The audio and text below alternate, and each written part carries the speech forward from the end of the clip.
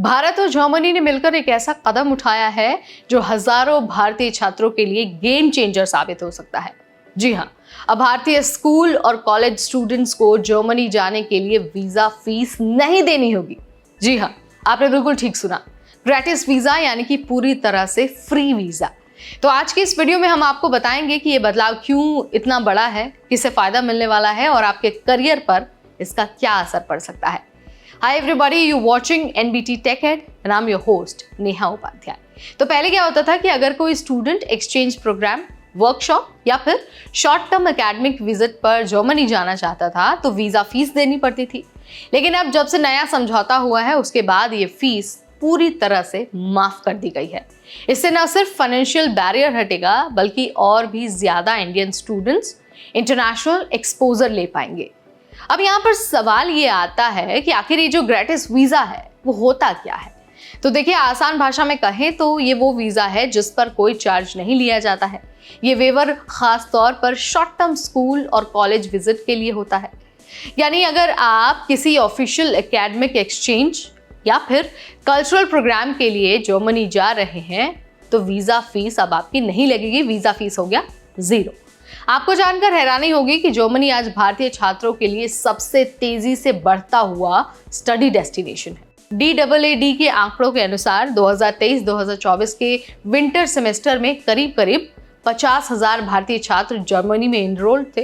ये पिछले साल से 15% की बढ़त है और पिछले 5 सालों में ये संख्या 2 गुनी से भी ज्यादा हो गई है। इनमें से करीब 80% मास्टर्स प्रोग्राम में है और ज्यादातर स्टेम फील्ड्स को चुन रहे हैं। तो आखिर जर्मनी इतना पॉपुलर क्यों है, इसका आंसर भी आपको बता देते हैं। तो देखिए, सबसे बड़ा रीजन है, पहला रीजन है अफोर्डेबिलिटी। कई यूनिवर्सिटीज में ट्यूशन फीस बहुत कम लगती है या फिर लगभग फ्री है। इसके अलावा जो एजुकेशन की क्वालिटी है वो बहुत अमेजिंग है। जर्मनी की डिग्री ग्लोबली रिकॉग्नाइज्ड है और इसी वजह से जो जर्मनी है वो स्टूडेंट्स के बीच पॉपुलर होते जा रहा है।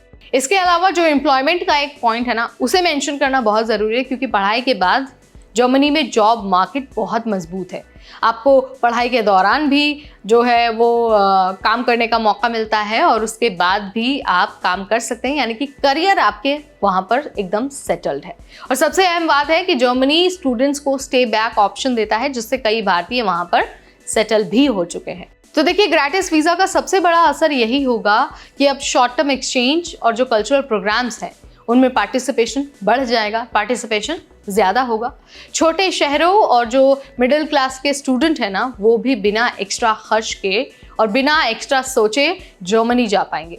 इस तरह के एक्सपोजर से न सिर्फ लैंग्वेज और कल्चर की जो समझ है वो बढ़ेगी बल्कि ग्लोबल रिसर्च और कोलैबोरेशन के नए रास्ते भी खुल जाएंगे। यह स्टेप इंडिया और जर्मनी की एकेडमिक टाइज को और ज़्यादा मजबूत करेगा।